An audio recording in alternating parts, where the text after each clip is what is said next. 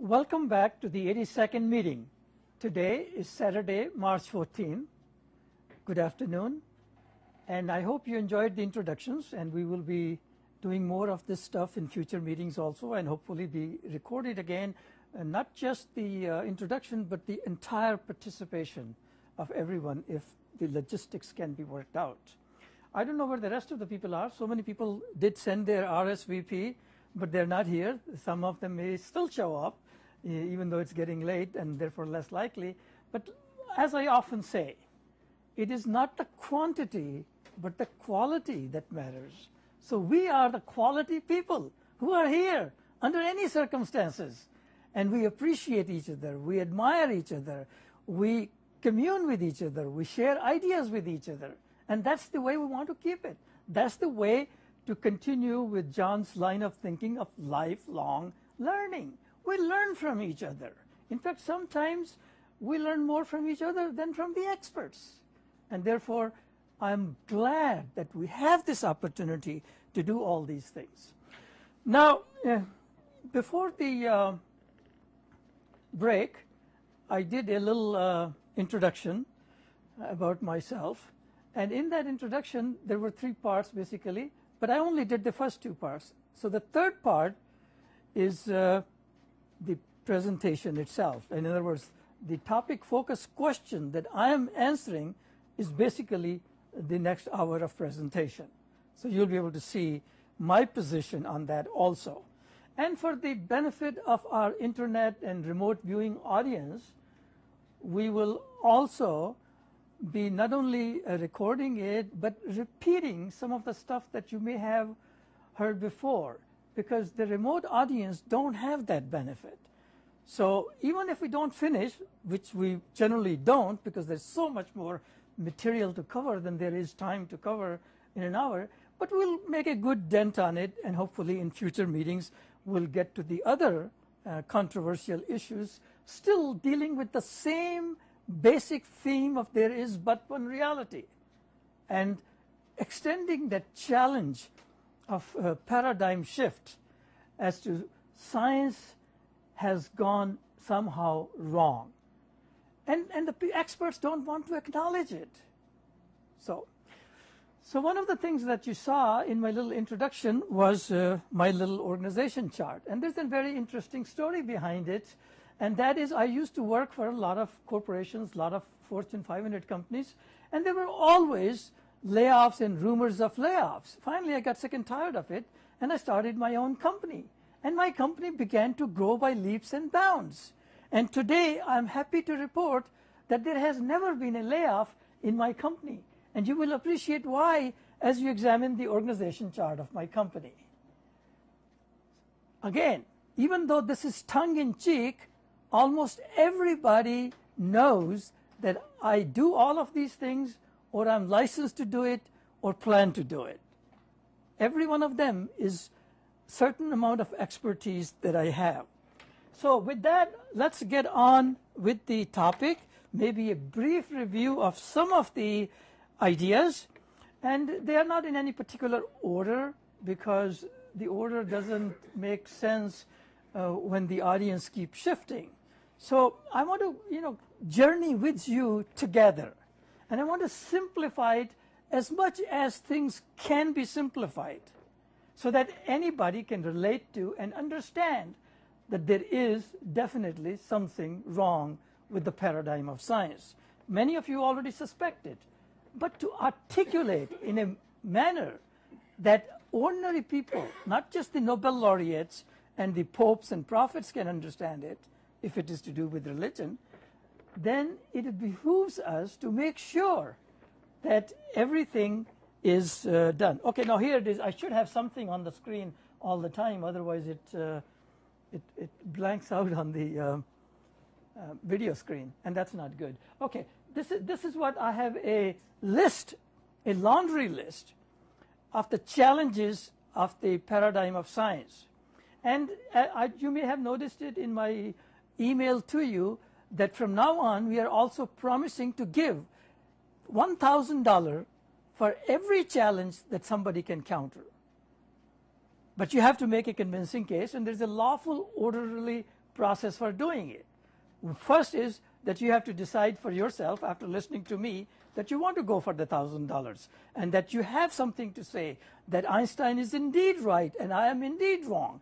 And you have to make a prima facie case in your own mind. Suppose you cross that hurdle and then you want to go and defend Einstein. And if you successfully defend Einstein, then I will give you $1,000. But that is not that simple, because there is a chance that somebody can just say, oh, well, I have convinced myself, give me my $1,000. So we have a little bit more to go. Then you have to convince me a little bit. In other words, you listen to me, I want to listen to you now. And then if that doesn't work, we'll open it up to the group. And what does the group have to say? And if the group cannot agree on it, then we will have what they call mediation or arbitration, because it's a lot cheaper than courts. And the way that works is that I select one person who acts as an arbitrator. The person who is claiming the $1,000 selects another person, and the two selected persons select the third person. And those three listen to the whole everything again and decide which way. And if you win, you get $1,000. So it's that simple. But you have to remember, the house never loses. If you go to Foxwoods, they never lose. If you go to the state lottery, they never lose. It's worked out that way. So I'm no fool that I will be making a $1,000 per challenge offer unless I have enough confidence that I'm not going to lose. But I keep an open mind, so there's always a surprise. So if you can convince me, more power to you. So let's start with something very, very simple. More than 2,000 years ago, Aristotle, by intuition, said heavier objects fall faster. Hey, nothing wrong with that. That was before the, Jesus Christ coming here. And it is not surprising that that was reasonable conclusion to draw for a philosopher like Aristotle. But what bugs me is that what did Einstein do more than 2,000 years later? He formed a special theory of relativity and just simply paraphrased the mistakes of Aristotle. Aristotle said heavier objects fall faster. Einstein said faster objects get heavier. So there's nothing new there. It's an obvious corollary of what Aristotle had said. Now, what does that mean? That Aristotle was wrong and Einstein is right? No, they either have to be both wrong or they have to be both right.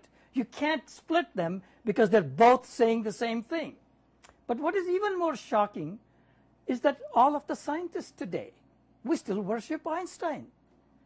So even if we do not acknowledge that Aristotle had any reason to know any different, we worship Einstein as if he's endorsing indirectly, maybe unconsciously, maybe subconsciously, that Aristotle was right. So again, remember, Aristotle said heavier objects fall faster. Einstein said faster objects become heavier. And of course, all the scientists today not only worship him, they keep insisting that the experiments and the particle colliders have proven that theory. And I will get to that challenge a little bit later because it gets into high-level atomic physics. But nonetheless, you get the inkling of it already. But let me just extend it one step further. I mean, how bad is the situation? Is it that the Aristotle and Einstein were both wrong? No, it is even worse. Because what did Galileo do, soon after, what did Galileo do? He said, no, heavier and lighter objects both fall at the same rate. And to this day, every scientist ever lived and died still believes that heavier and lighter objects both fall at the same rate. On what evidence? The evidence that Galileo produced from dropping different size pebbles and objects from the Leaning Tower of Pisa. And the reporters downstairs told him that, hey, they all hit the ground at the same time. So the question is, why did Galileo come to that conclusion? Because everybody thinks that the difference between a 1 gram object and a 100 gram object should have a ratio of 1 to 100 in dropping in the speeds. But no, that's not the ratio it governs. It is controlled by the ratio of the masses and the radiuses of the Earth and the falling objects. In fact, the radius of the falling object and the mass of the falling object to the Earth has practically the same ratio as the larger object, because it is so negligible that it doesn't even show up until the 10th decimal place. So they say, well, what does that mean? That it doesn't show up the 10th decimal place? Can't we do experiments? Surely in particle colliders we do experiments. We do GPS experiments, and they all work up to 10 decimal places. Why doesn't this one work? Well, it doesn't work because nobody really did the experiments in that manner, because they were so convinced in their paradigm that heavier and lighter objects fall at the same rate that they did not keep their mind open to consider anything else.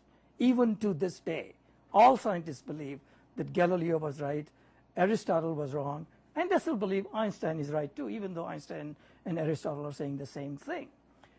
So the story gets even more complicated, because more you look into it, the more complicated it gets, because it becomes absurd. You know, how can all these Nobel laureates and scientists continue to believe, and how can we as ordinary people relate to it? Let me give you a very simple analogy of why we cannot measure the small difference between a small 1 gram object and a 100 gram object when dropped from the Leaning Tower of Pisa.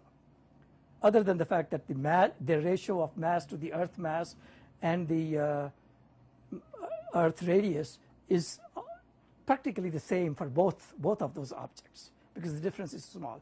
How small is the difference?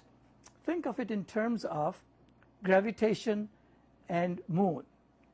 We all know that moon somehow causes waves in oceans, tides in oceans, because of the gravitational attraction or whatever. And people can see high tide, they can see low tide, and they can see that these things continue. And what do they come to the conclusion? They say, oh, sometimes we can even see very, very tiny tides in large lakes, like Lake Michigan, Lake Huron, or great things. But my question to you is this. What if you had a cup of water in your hand? Does moon cause tides in that cup of water? And a lot of people would say no, and I would probably agree with them. The reason it doesn't is because the surface tension of the water is above the level of the extraction that the moon can cause to perturb it. But nonetheless, it doesn't change the fact that the moon is trying to cause the same tides in a cup of water as it is in an ocean. But we can't measure it because it's too small to even rise above the surface tension of the water or the viscosity of the water. Even water has viscosity. So it keeps going on and on and on. So I don't know, where to begin, where to end. And this is just a list of a dozen or so. The list actually continues for more and more. So just to break up the monotony, I think I want to go over to the next slide. So you know that I have many other things. It's hard, even after you have read it, as to where we stand on any of these. Okay, here's another tiny experiment I want you to do. And that is 3 dimensions versus 2 or 4 or 5 dimensions. If you talk to any scientist, string theorist, quantum theory scientist, they will tell you that they are discovering the theory of everything that combines all laws, all phenomena, everything into one theory. And they call it the theory of everything. And one of their premise in that theory of everything is that the universe is made of not 3 dimensions or 4 dimensions, but 10 dimensions, 11 dimensions. Well, sounds good so far. But I can ask, but that doesn't really relate to any physical reality of the universe we live in. Because the reason it doesn't is because the universe we live in is physical, and there is nothing physical in this universe that's other than 3 dimensions. In other words, everything in this universe, space, anything, objects are all either 3 dimensions or no dimensional. So the book about flat landers of 2 dimensions is just a figment of imagination, a good fiction, enjoyable story, but there has no realistic basis to it. And similarly, 4, 5, 10, 11 dimensions do not exist. Now, how do I know they do not exist? This is a very simple experiment you can all do, and that is pick up any object in your hand, any 3-dimensional object. Close your eyes and start visualizing at least one of those dimensions, and doesn't matter which, it starts narrowing it down. You reduce it, reduce it, reduce it. You keep reducing it. Keep reducing that one dimension that you picked. Keep reducing it, not just to infinitesimally small, but to 0. And you will come to the conclusion that the moment any one of those 3 dimensions comes to 0, the entire object vanishes. The other 2 dimensions vanish by definition. So you have no choice. So that means if they are thinking their theory of everything is going to explain how the earth came into being, the universe came into being, but they're not relating it to anything 3-dimensional that we know it, because everything that is real and physical has either 3 dimensions or no dimensions. Not 2 dimensions, not 1 dimensions, not even 4 dimensions, unless of course you count the forces of throw and motion and things like that, because some people think of time as a dimension, but time is really not a dimension in the same sense as physical objects and physical spaces. So anyway, there's a lot to cover. It is becoming more and more frustrating for me that I put up a slide. There's so much things to talk about, but I want to talk those things which, if you are here for the first time or if you're watching it on the internet from a remote video, that you can get a beginning to get an inkling of the kind of disagreements that I have. And one of the most fascinating ones, I think, has something to do with the GPS, because they claim that GPS has vindicated Einstein's special theory of relativity. Here's, all kinds of science follies, and I really don't know how far to carry this thing, but the point here is that I'm going to show you that these 17 items, I mean, we had 1 to 7 in the other one, try to tell you what is it that Einstein got wrong. And again, math follies, seeing, and all this. I'm going to go through some of these, the ones that I think you can easily grasp in 2 or 3 minutes. And I'm skipping the other ones for Nobel laureates and others because it requires a little bit more math and understanding, which of course exists on my papers on the website. If you ever want to go, you can download videos, 3 or 4 of them, 1 hour long or so each, and several papers with mathematics behind it, proving how much faster does a 1-gram object travel from the Leaning Tower of Pisa down to the ground compared to the 100 or 1,000-gram object. And that math is there, but we just can't do the exact experiments to that precision. Maybe someday we can. With all these cesium clocks, I would think then NASA should be able to do experiments like that. But somehow they don't, because once they have their mind fixed on a certain paradigm, they do not want to shift that paradigm. It is too threatening. It is like, they wouldn't even talk to me. Now you might ask, well, why don't they talk to me? Because it's not a David and Goliath story as far as they're concerned. Because they can imagine every once in a while David wins over Goliath. In this case, they know and they think, and they may be right, that this is not a David and Goliath story, but it's an elephant and the ant story. In other words, they are the elephant and I am the ant. They can squash me by ignoring it, stamping on their foot on me, and I have no recourse for it. And they can ignore it. Because if they were to engage in a dialogue with me, it would only harm them. It can't do them any good. It won't increase their funding. If anything, it will jeopardize their funding. So they're not going to acknowledge me that I as an ant existed. And then somebody suggested, he says, well, Yeah, but maybe not one ant, but why don't you convince, a dozen people here, then 100 there, then 1,000? My guess is that even 1,000 ants, first of all, it'll be hard to convince 1,000 people because they don't have the time and everything. But even if you did convince them, the elephant with 1 foot can stop all 1,000 ants. And it's not going to leave any lasting impression or a dialogue to pursue. So why do I even bother wasting my time making these presentations? Because I believe in two things. One is that I want to leave a paper trail. Because, lawyers love paper trails, and maybe after I'm dead, somebody will pick it up and do something with it. And secondly, that even if nothing happens in my lifetime, there is always a chance that something might happen. And I want to take my chances on that too. So I will keep, pursuing it, and hopefully someday I will make some kind of a progress. So let's see, what else can we say? I find errors not just in Einstein and Archimedes or Aristotle or Newton. I find errors in all types of scientists. For example, here, let me share with you, before going on to the GPS, because you will love GPS, because that is a very nice living proof of how science has gone wrong.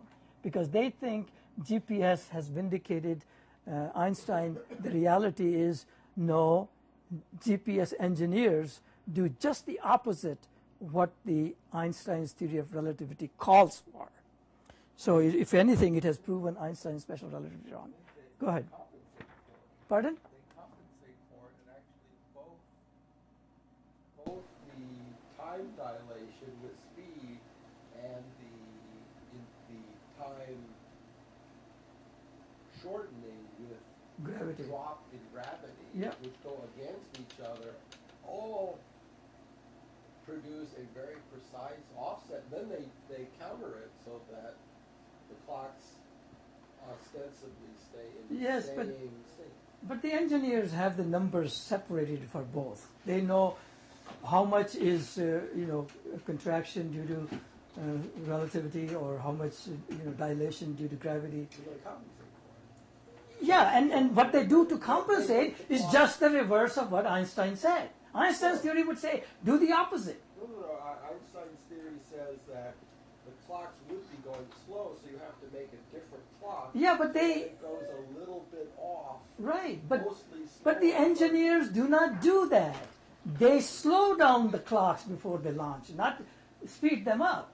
If special theory were correct, they would have to speed up the clocks because of the gravity effect is different. And another big problem is that how did they get into this mess to begin with? Because they started measuring the gravity effect on sea level and then at Denver level. But that is not gravity effect. That what they're measuring is the atmospheric effect, which is just the opposite of the gravity effect. And then they confused the atmospheric effect on time with the gravity effect. Exactly. So they did not do this experiment ever in satellite. They measured it at sea level, they measured it at Denver, and they said, oh, it's just the opposite that it should be. But they are only measuring the atmospheric effect. At Denver, they're not going the speed of a satellite. Exactly. But the speed, it has nothing to do with that. I'm saying that part is separate. I'm talking about confusing the atmospheric effect with gravity effect and then extrapolating it to GPS level where there is no atmosphere. That is the stupidity of it. Okay? Again, you have to sit down and analyze it carefully, because at first blush, for first 60, 65 years, I also believed what I was told and read in the books. But it's only when you go through it step by step by step, you come to the conclusion, hey, they are not only in denial, but there is no hope that they will even change their position on denial. And even Ray, for example, is brainwashed the same way, as far as I can tell from so far. But I think I can convince. I think he's a reasonable person. He'll have to study, spend quite a bit of time, but I think he's a doable target for me. I mean, if he were to challenge and go for the $1,000 on this alone, that GPS has vindicated Einstein because of the multiple compensation, this, that, all your theories, I would gladly give you $1,000 if you can convince me, or you can convince the group. But you'll have to spend a lot more time than just a few minutes that I have here. So it's really more to it. But I want to give you, a few ideas about that GPS and maybe some little more depth into it if I can, if there is time. If not, we'll tackle it some other time. Maybe in a different forum, maybe in a different dialogue situation, one-on-one dialogue situation. But that would be interesting, and I would be glad to sit down with you because I would like to hear more about it. But then, that has been my philosophy all my life, which is that understand before being understood. And I've spent all my life understanding what are they saying. And once I understood what they're saying, I could see what's wrong with it. And now that I understand, I have a right to expect to be understood even if they have a closed mind. And if they have a closed mind, I want to leave a paper trail about this. Anyway, let me give you two other very simple thoughts. Again, some things you might be able to relate. Now, Dr. Ray Fogg obviously does not relate to this GPS thing, but some of you might relate to some extent. Anyway, I want to share two more thoughts with you, just like the 3D and no D, just like so many others. And it's frustrating that the time doesn't permit me to tackle any one of these subjects to anything. Okay, the first one I want to tackle is seeing is a five-way miracle. See, a lot of people have different theories on how they see things. And my position is that the only reason we see something is because there are these five things present. If you take any one of these five things, you will not see anything. What are those five things? One is light. Light from the sun, light from the incandescent lamps. Object. Obviously, there must be something to see. If we are in the outer darkness or perfect vacuum and space and nothing is there to see, then you can't see it. So you got to have light, then you got to have an object such as this table now. And then an eye. Well, you got to have an eye, otherwise you can't see it. Eye has to somehow get the information and give it to the brain, which will process it, and then you will see the object. So how do I know that the information is coming from the light and not from someplace else? Because when the sun sent the light through this window or this bulb through this on the table, the light had absolutely no idea that there is a table there. But it interacted with the table very momentarily, and the way it interacts is through what I call virtual particles or photons, as scientists prefer to call it. But everything is a virtual particle. Make no mistake about it. Just because science calls certain particles virtual particles and others not, does not change this situation. Even the biggest galaxy is a virtual particle. The only difference between a virtual particle as they define it and the biggest galaxy is the size and the duration. So there's no real good reason to arbitrarily define that a virtual particle has to be less than a nanosecond or whatever.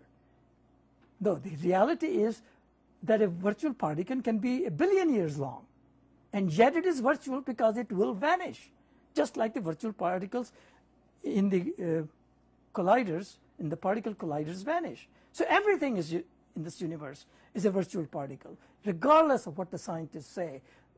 By their arbitrary definition, they have arbitrarily decided that for a particle to be virtual, it must have a small mass and very small duration. And if it exceeds that small duration and small time, it's not a virtual particle. So in their mind, no atom is a virtual particle, let alone the biggest galaxy. That they will find even hard to believe. But I submit to you that everything is a virtual. So here is the 5 things it takes to, okay. So the light with no information about the table strikes the table, collects the information, sends it to my eyes take it, they go to the retina, and the brain processes it in a fairly complex way. And all these phenomena individually are kind of recognized, but not collectively as the whole thing. So all these 5 things are essential for us to have the miracle of life. You take any one of these 5, it will not work. Similarly, I say life in itself is a 5-way miracle. And those are the 5 components, and you can give them in many different ways, many different names of it. And of course, that gets even more complicated as we discuss it later. Courtney? Excuse me, I just wanted to interject. A little louder. Oh, I'm sorry. Oh, sorry, buddy. I just wanted to interject for a second before Yes. you move on, because I was actually just reading, I'm going to say like 2 weeks ago, Yeah. a study all about sight, and basically there's experimental trials going on right now where they're training or reprogramming people or teaching them to reprogram themselves to see through their tongues instead of their eyes. So there are people now who can, so they don't need their eyes to see, although they might have, you know, the light factors and the other factors. But they No, but the idea is that the information has to get to the brain through one of the 5 senses. Right. You can do it by touch also. I mean, I can go walk over to the table and touch it and get the information. Right, but I'm speaking more of an actual visual. Exactly. They are interchangeable. You know, Information is processable, interchangeable, and all those things. Again, we'll have time for discussion, guided discussion, questions, comments later on. We use the same basic neural processing. Exactly. For a number of senses. Exactly. So therefore, Exactly. They can transform a sense of balance was one. Yep. Even sight with a camera. The camera takes the physics even with the camera. That's what Yeah, you just- what you're saying is true. Yeah, the whole 6 sense thing is like, there's like, you know, like 20 senses a day. There are 5. Well, Anyway. 5 accepted. We'll have time for that later on. I think we are messing up the videographer's DVD plan. He's trying to produce a very professional DVD, and we are, interfering with his planning. So I noticed of the 5 components, you have light, camera, and action. exactly, those are that works too, but that only works in a limited medium. You know what I mean? But yes, okay. Now, shall we get on to GPS, or shall we get on to something even more powerful? I think I have a lot more powerful things than the GPS too, and I think GPS is just a little bit complicated for the same reason Dr. Ray Falk was saying, that there are opposite effects, compensating effects. They compensated, and then people get lost as to which way should the compensation be. Why are engineers doing different? You know what I mean? And scientists are not going to acknowledge that engineers are doing just the opposite of what the theory says. They're not going to acknowledge it that easily, because they can easily camouflage it. Oh yeah, this is backwards. This is backwards. Backwards of backwards. I mean, we just don't have double negatives. We criticize lawyers for them, but triple negatives, quadruple negatives, which can coincidentally end up in giving them a false sense of confidence that they're right, even though they're dead wrong. In fact, what do they say? The gravity, the higher up you go, the greater is the gravity. No, it's lower. I mean, the great.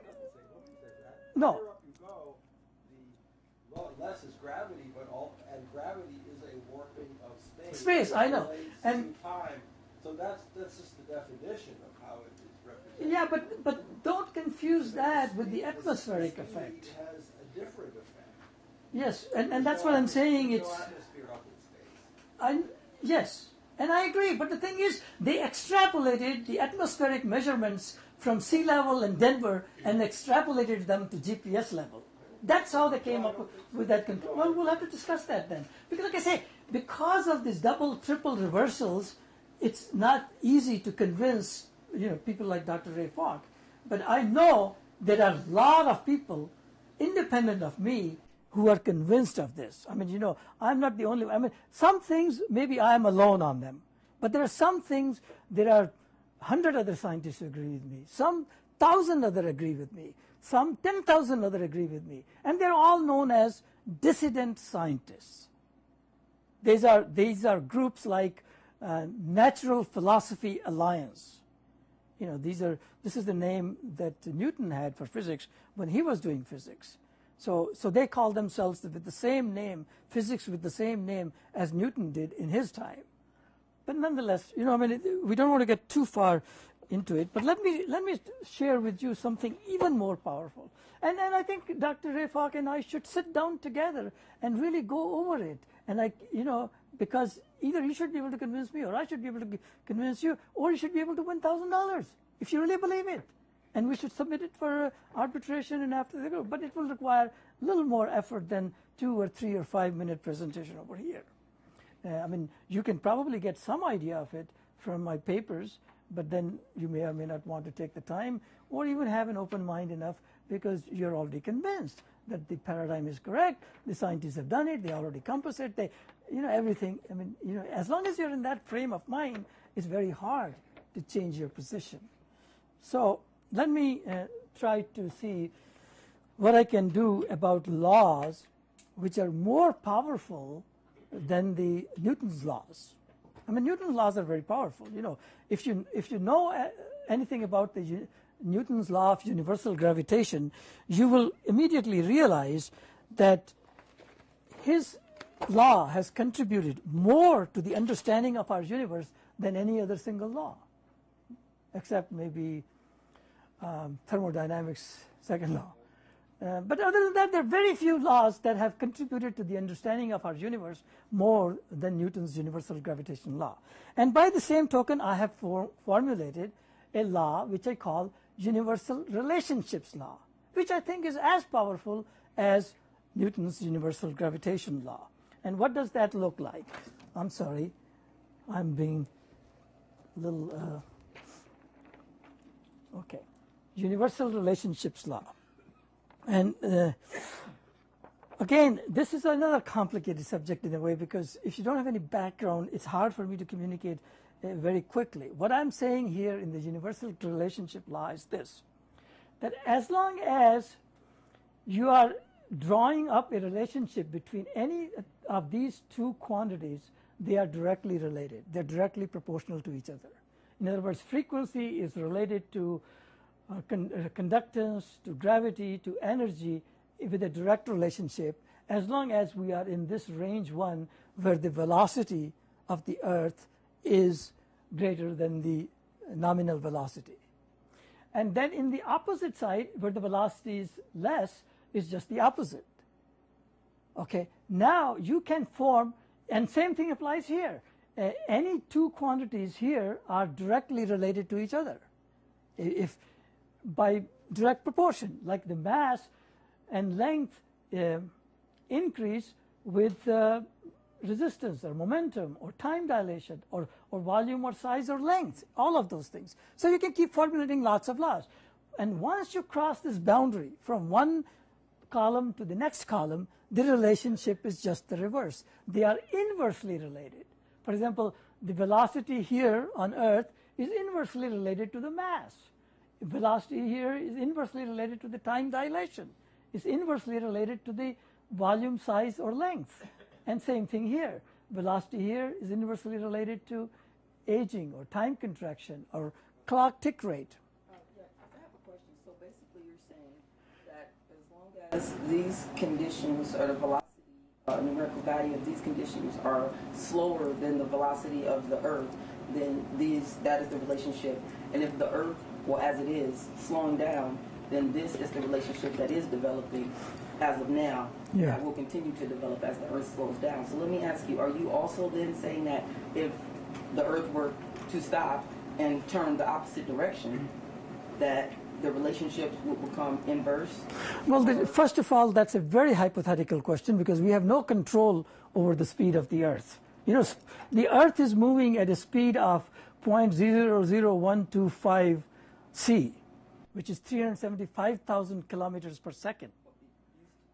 Right now, I don't know. If you were to look right now, I don't know what the current speed is, but there's like mass acknowledgement that the Earth is slowing down. Yeah, but the slowing down is again in the 10th decimal places. No, it's dramatic. No, it's not. It's so Because dramatic they have added 5 seconds as of in 2005. And that is what I mean. 5 seconds is nothing. Secretly adding something, but that's what I'm saying. They're secretly adjusting the clock to hide the dramatic nature that it is. Yes, but that's neither here nor there. I'm just wondering, just based on your theory, just based No. on this information. no, I don't think they even fully acknowledge Well, all the in three America speeds they of don't, it. but in Yeah. European, science and Yeah. journals and things like that, there's To massive. the best of my knowledge, Totally different. they all follow the paradigm of science. Oh yeah. Again, we Anything cannot, mainstream media worthy. we cannot absolutely. really mess up the DVD. Well, no, So let's not talk about it no, now. I was just Save asking your question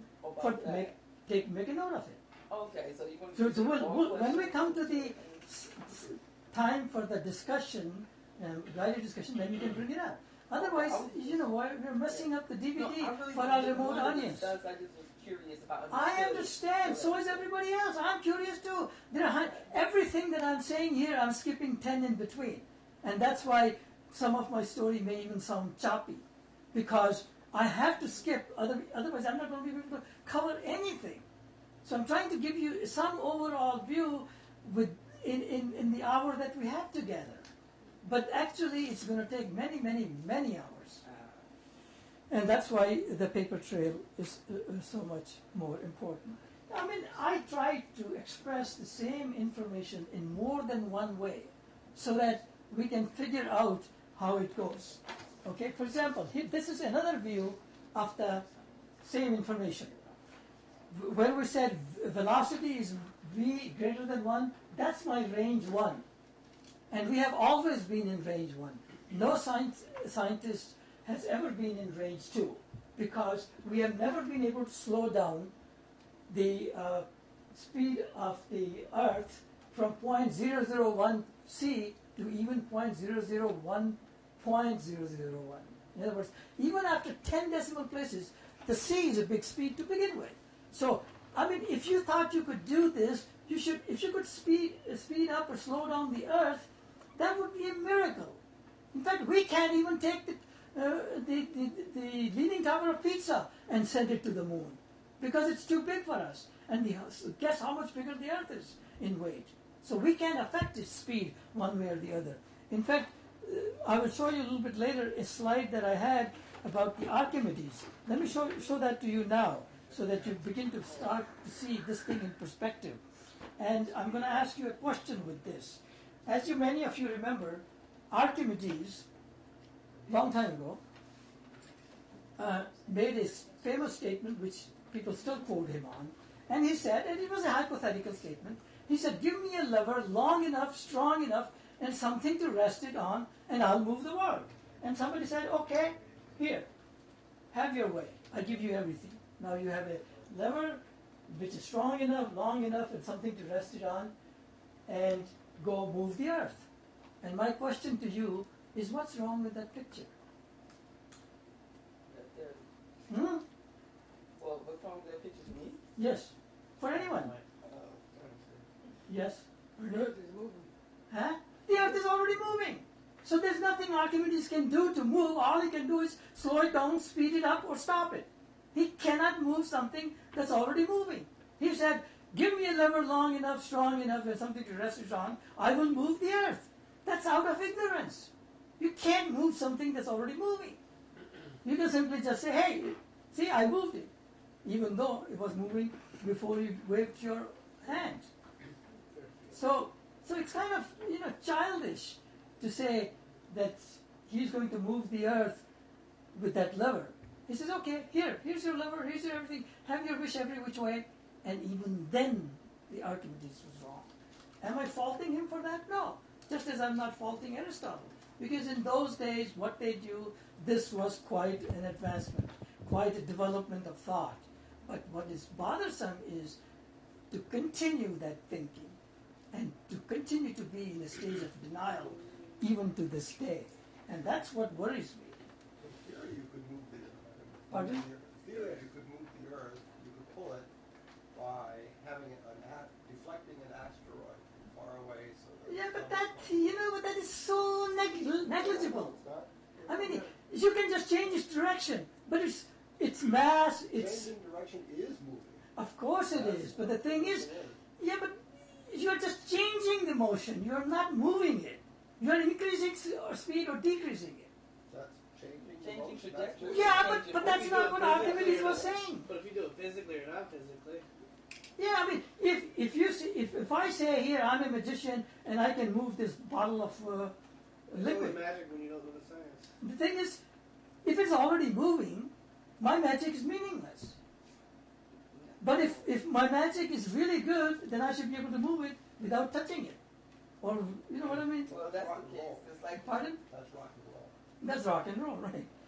Anyway, there's I don't really know. It's almost 2 o'clock, so we need to share with you a few thoughts so that we can go on to the other concepts. And again, I do want to spend more time because I know everybody's getting antsy to ask questions and discuss, and we'll do that even if we do end up messing up the DVD a little bit, because next time we'll know what to do different. Because now, these videographers, Dan and Vinny, know how this forum is run and how people want to participate and how people want to be not just heard but also seen on the DVD. And so from that point of view, I think maybe we'll make some changes next time. This can be a great learning experience. So, where shall we begin? Well, I have thoughts on so many different things which are even more controversial than the ones I am having problem with convincing some of you even today, even at the simplified level. But once I get into the more controversial subject, I mean, even popes and prophets will be down on me like a ton of weight. Psychologists will be down on me like a ton of weight. Yeah. Because, they are all following basically the same paradigm of science as leading to the reality, which it doesn't. They're missing certain concepts altogether. And there may not be too many concepts. There may be 2 or 3 concepts. But they change almost everything. They remove that from control. Yeah, I mean, they seem like almost out of control, like you said.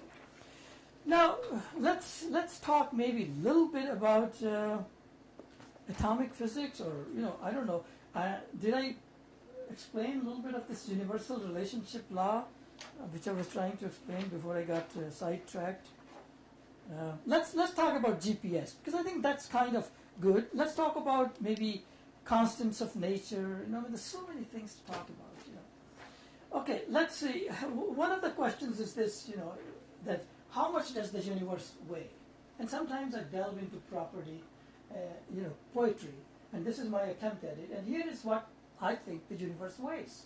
And a lot of people may or may not agree, but I can feel comfortable about it. So many want to know, how much does the universe weigh? 100 orders of magnitude greater than 1 gram, I say. Whether on Earth or on Moon or on Jupiter, it matters not, because 1 order of magnitude tolerance covers a lot. In other words, the fact that the Moon has only 1/6 of the gravity of the Earth, if you were to measure the weight of the whole universe, it will still be no more than 10 raised to the power 100 grams. And that's, fairly simple thing. Okay, let's see. Constants of nature. I mean, I disagree with so many things. Once you fix the paradigm, a lot of things begin to make sense. They have the constants of nature, and all wrong. And I have tried to, correct some of these. For example, what is the Planck constant for time? Not what they say, but this is, according to me, the correct one. Frequency Planck and length Planck. These numbers are off by the orders of 20 or 30 orders of magnitude. So these are not small errors. These are huge errors. So all of these things, mass Planck constant is 10 to the power minus 30 kilograms approximately. Not 10 to the power minus 8 or whatever they say. So again, all of these things take time to get into it, and you can't really do a superficial job on these things. Okay, let's talk a little bit about the what's inside an atom. If you look at an atom, it has in it a lot of empty space, and that space is really not empty. It has something in it. What does it have? It has a form of light. What kind of light? Not the physical light, which is subject to, diffraction, bending, refraction, and all those things, interaction. But it's a light which is invisible, and yet it has impact and can gather things from around it. It can affect them. It can make change. For example, the light I'm thinking of, not the physical light, because physical light has different properties. The light that is inside the atom all the time, and it's a huge space, almost as much space as from here to the moon or here to the sun. You know, within each atom, there's a very tiny nucleus, and then nothing, and then a few electrons after, you know, like miles and miles and miles.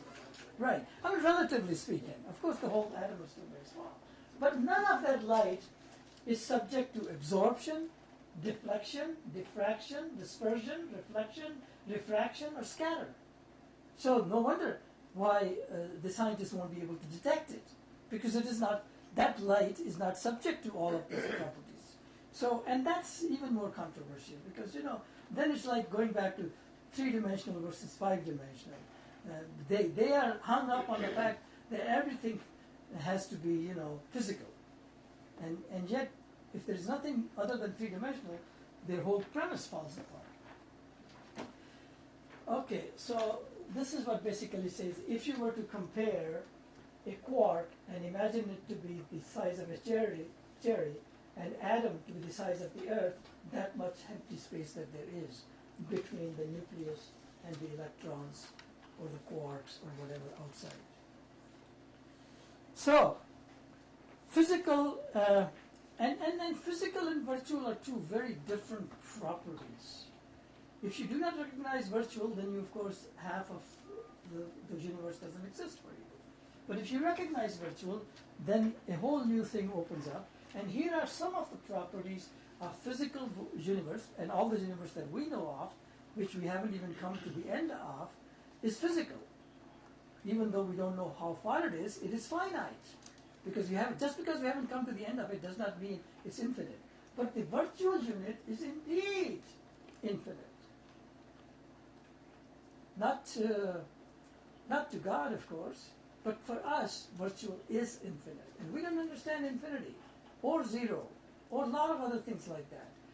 And I think all these mathematicians who think they understand zero and infinity and several other things like that, pi, and, you know, they really are fooling themselves. I think the most intelligent statement any mathematician can make about zero and infinity is that it is beyond human comprehension. Once they come to that realization, I think they would be better off and be led less astray than philosophizing all the time on what they think zero is, what they think infinity is. My personal suspicion is, and I have no proof for it, that zero and infinity are the same thing. I think mathematicians would have a very different concept of it. I mean, they would throw up. They would vomit on it. They say, how can they be saying, one is on one end of the spectrum, the other is on the other end of the spectrum? How can they be equal? You know what I mean? They cannot understand it. But I have a suspicion that they are the same thing. And that's why we are better off acknowledging that the best human mind can do is to acknowledge that human mind is not capable of understanding what zero and infinity is. Even though I've read so many books about zero and infinity. And I enjoy them. But that's all they are, enjoyment. That doesn't mean they know what they're talking about. They may have, a few properties that you can here and there go and verify and get a false sense of security.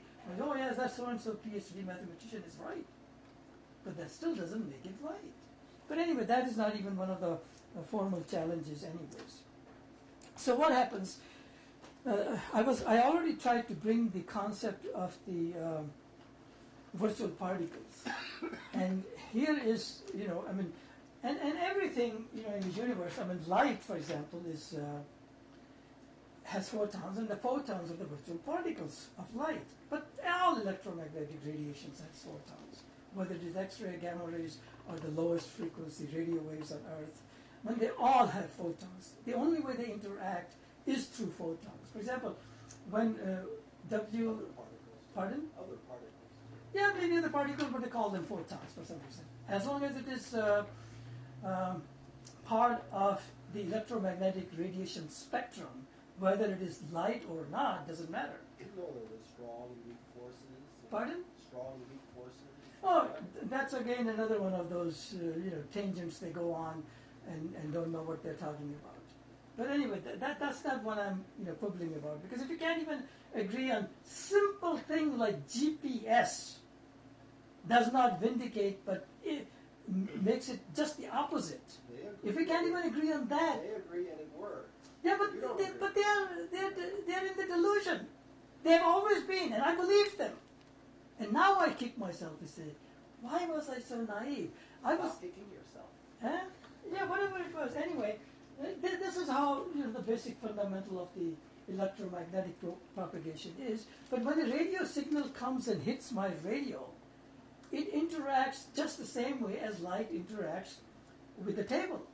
Converts that information about the table into light again, this time after the reflection, the light has the information about the table. Same thing with the radio antenna. Transmitter leaves it, it has certain information in it, but it travels as an electromagnetic wave. Nobody can sense that information, we cannot hear it. But when it hits my radio station, again it interacts with the receiving antenna through the photons, and then it is converted back and magnified and amplified, and then I can listen to the same message. That sound was negative. Because of the same, again, photons again. Again, the information has to be transferred. In other words, electromagnetic radiation, anything from the virtual universe interacts with the physical universe through virtual particles. No exceptions. Everything from the break. No, we already took the You break. mentioned 2 o'clock. Huh? You mentioned 2 o'clock in order. Yeah, let me just come to a convenient stop, and then we go into a guided discussion. I understand, where people are coming from, but if you want to go into that now, I can do that. But since you interrupted so many of my minutes presentation, I have a right to go that many minutes extra. Our basic rule was that you listen for an hour, and then we eventually go and discuss it, and you should just have a system of making a note of what is it that you want to discuss or raise or ask question or claim $1,000 on. But it takes time, and there's a lawful process for doing it. I'm not denying you the right to earn $1,000, but you still have to go through the entire process, so that you're just not convincing yourself that hey, it's not enough. Yourself. Huh? You mentioned 2 o'clock yourself. Yeah, but that was before you interrupted. Every second you interrupt, I am entitled to another second, right? Whose law is that? Yeah, whose house is that, right? Ours, right? House law. His, because Whose it's rule is that? House rules. But you know what I'm saying? No, I have nothing against it. If you want me to stop said a now, I'll casino, stop. house rules. Even though I haven't had the full hour because of Courtney's questions, Dr. Ray Fox interruptions, and so many others. You had more than 2, I think, and so on. But that nothing wrong with that if the videographers are prepared for it. We're throwing surprises on them, and the presentation is becoming disorderly because of it. I don't know what the people on the internet who download it will think of this, So, Freedom of speech. yeah, freedom of speech, right. They can think what they want, but the thing is, I don't want them to think that Too many laws. it's an easy $1,000 for them, because they still have to go through the whole process in order to claim the $1,000. It goes to your ant theory. We're a bunch of ants trying to get to the elephant. Yeah, that's right. I What does am, it take for us to get to I'm you? Make the the same ant. thing for them. huh? Remember you saying before? What's it take for you to get to them to listen to you? Right. Maybe the same thing. Maybe you gotta listen. What are we trying to say to you too? Yeah, but you have. Like you said before, they're too busy, just like you're too busy. I'm too busy. No, You no. got yeah. He's putting it back on you. I In know. retrospect, it's the same question you had before. What's it going to take for the scientific community to respond to you? Engage in a dialogue. They're too busy, like you said. If you interject Yeah. their problems in their business, you take them off course. And that's why we need an orderly way of doing it. Like I said, I have Mythbusters. been. They huh? say the same thing. They Yeah. say the same thing also. Yeah, but the saying and doing, their actions and words don't agree. I think Exactly. the actions and words have to agree in order for them to make sense, but they don't, and they are much more powerful. I'm not Exactly. more powerful than you are, Well, no at one least said. in They're nowhere. not other people too. Huh? Yeah, but that's what I mean. Perception. I didn't put him on a pedestal. I mean, if anything, you might think of yourself as David and me as Goliath, but not as an ant and elephant like the science paradigm in me they think of. So there's a big difference.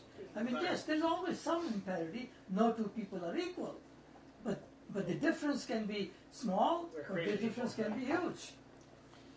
Anyway, the question again is, well, why is it that some people have these different ideas and others don't?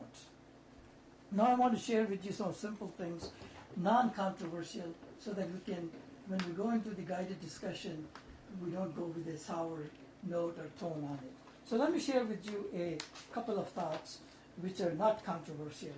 For example, here is that virtual particle thing I was showing, that they come and they go, and the best way to see them is to just put this little reflector on it, and you can see what the motion does to this. And you will excuse my interruption here. Oops.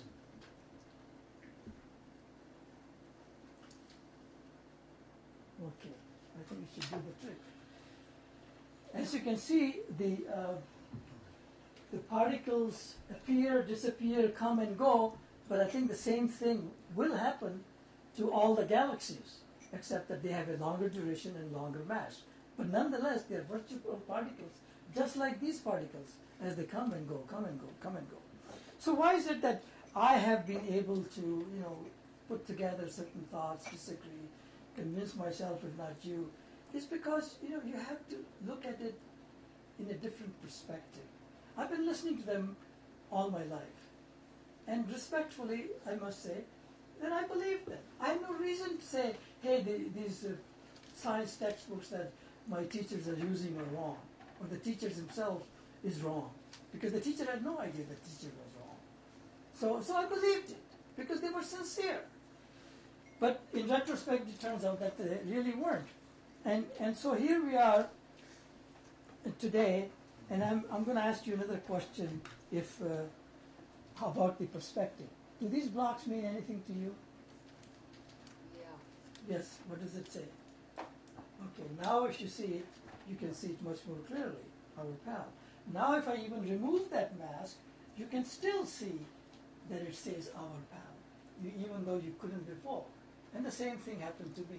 As long as I was listening to everybody else and giving them the benefit that they're telling me the truth and they have no reason to tell me anything other, I believed them. And so I kept doing what I was told.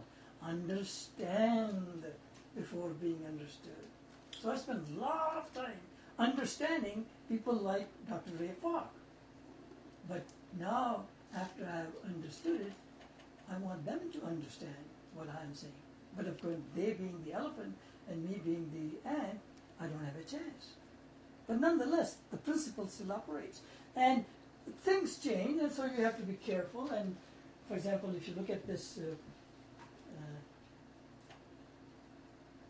balance, I think we got too much room light here. If I turn some of the lights off, maybe you can see it slightly better, but I'm not so sure how much better. Because I think there's still a lot of ambient light coming from the camera side.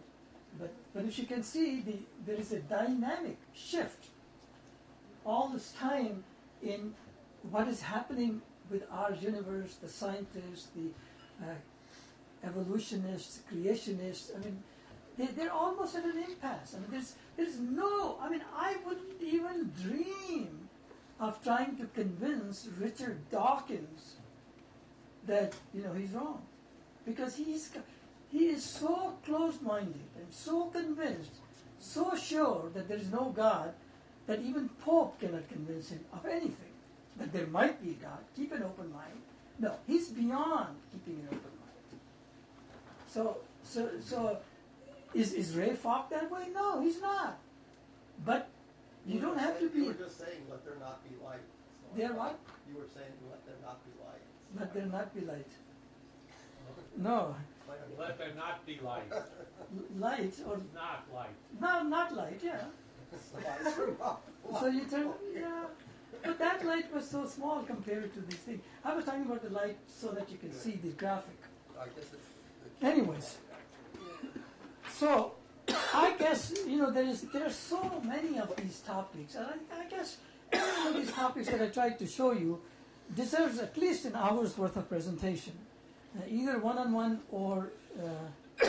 Now, here's the concept that I was trying to say earlier about the math mysteries. And this is what, I think I can turn this off because it's not doing a whole lot of. If you look at this math mysteries, I mean, we don't understand these things: zero, infinity, equality. What does it mean when we say two things are equal? Do we really know when two things are equal? Are they ever equal? Are there ever two things equal? You say, yeah, 2.0 equals 2.0. But how do you know after trillion zeros, one of them has a 1? So in other words, we call it equal because for our limited brain, puny brain, they're equal. 2.0 equals 2.0. Complicated. Pardon? The number and its definition are the same, but it's not trivial when there's a probability distribution and then there is the same probability distribution, but a few measure zero are different. That's a very significant thing. And this all this probability theory, whether it is from Heisenberg or whatever, it's in itself not defensible. So the uncertainty principle is itself uncertain. So I mean, how can you defend something on the basis of uncertainty when uncertainty itself is uncertain? But that requires a little bit of thinking. Anyway, my position is that we are limited in such a way that when we say two things are equal, we mean within certain range they are equal. But whether or not they're actually equal depends upon who is looking at it. I mean, if God's looking at it, he can probably look 2 trillion zeros down the stream and see, hey, one of them has a 1 after this, the other one doesn't. Pardon? In probability theory, God's laws. Probabilists often put a subscript on the equal sign to indicate that it's intended to apply under so many conditions, exactly. and not others. But we don't do that, do we? Do your textbooks show in the math book the probability thing? No, they don't. They don't even get the concept of the probability until they get to college. And we're teaching them in second grade and third grade. 2 times 3 equals 6. But how do we know it does? Because unless you specify the probability, 2 up to how many decimal places, 3 up to how many decimal places. The number of the process of multiplication. And then you're saying taking it to infinity. And we don't understand infinity. If you could say, yes, 2 equals 2 because there are infinite number of zeros after it, I would agree with you. But since we don't understand zero... There are kinds of infinity, never mind zero, such as countable infinity and uncountable infinity. Yeah. Those end up being in correspondence, and there's a useful calculus around those constructions. And there are certain equivalence classes which are equal, which are equivalent, and again, because of our human limitations. No, because of mathematics. I mean, that's the interesting thing. No, mathematics is a language like any other language. It is same subject to communication errors. Same limits. Exactly, it's the same limits as every other language. Huh? Yes, the language has limits. Yeah, language has limits. Huge limits. So does English. So does every other language. So, but some people think, no, there's something magical about mathematics. That it's precise and natural languages are not. Mathematics is less of a language and more of a pure communication. It's not about, there's no rules for communication. Languages have rules, but communication is infinite Oh no, And Dr. math- Falk was saying that those are the rules. The probability is the and rule. I'm not agreeing with him. I'm No, saying but that, math yeah. is less of a language and more of a communication. Exactly. Anyway, it's 2:15. I guess I finally get the message that people are not interested in me confusing them or going on because they think I'm again like elephant. I'm interested. Yeah, okay, let's go. You're interested, but I want to thank you for your patience so far, and I want to go into that guided discussion part now. we'll pick up these things other on maybe some other forum. You know, I have to make some changes. You know, I mean, it's obviously today is a critical point in me coming to the realization that there is something wrong with the forum, even though we've been Maybe doing I it for interject. 10 If you years. have to put so much stuff out there, maybe this is something you could do with just a camera and yourself, and we came here to interject and get involved. You know? Maybe Yeah, but we the can thing catch is, up and watch it. I understand before being understood. What's Yeah. wrong with understanding before being? I spent all my life trying to understand what the textbooks and the teachers are saying. Sometimes it takes a whole lifetime to understand what Exactly, and I have spent my whole lifetime. Yeah. But now that I think I understand, I have a right to be understood. Anyways, before we go into this guided discussion, let me mention a couple of things as we do always. One is, of course, that just like the slide says, I do appreciate your time and patience and understanding for all this, and we do appreciate your time because Saturday afternoon, it's precious, people have other things to do, and as usual, we will give you a thank you gift before you go, and this time our thank you gift is a wall clock. So you can take a wall clock and put it somewhere in your house or office No or such whatever. thing as time. Huh? No such thing as time. No such thing everything as doesn't time. happen at once. But that's why I didn't call it time. I called it clock. Using the vernacular of the English language. So you can have that, and then of course you have one sheet of everybody's business cards in the area also, and you're welcome to take that. And then of course I will remind you again at the end for the next meeting, which will be on May the 9th, Saturday, which will be the 83rd meeting, and I'll probably send you an email for that also. And just in case I run out at the time at 3 o'clock with this guided discussion, the group as antsy as it is, we may not have a proper closure. So that's why I'm saying these things now, in case I forget. I do want to thank our videographers. They took a certain amount of risk, and they're coming here, and they're doing it at a price that I can afford, even though they're worth 2 or 3 orders of magnitude more. And I appreciate 4 or 5, he says. He said 5 orders of magnitude. Okay. So don't try to get the same deal from them that easily. You'll have to convince them that you deserve it as much as I did. He'll be our agent. That's right. I will be your intermediary, and maybe they will give you a benefit of my pricing with them, or they will penalize you for it to make up for the loss they are incurring from me. So they have to make up somehow.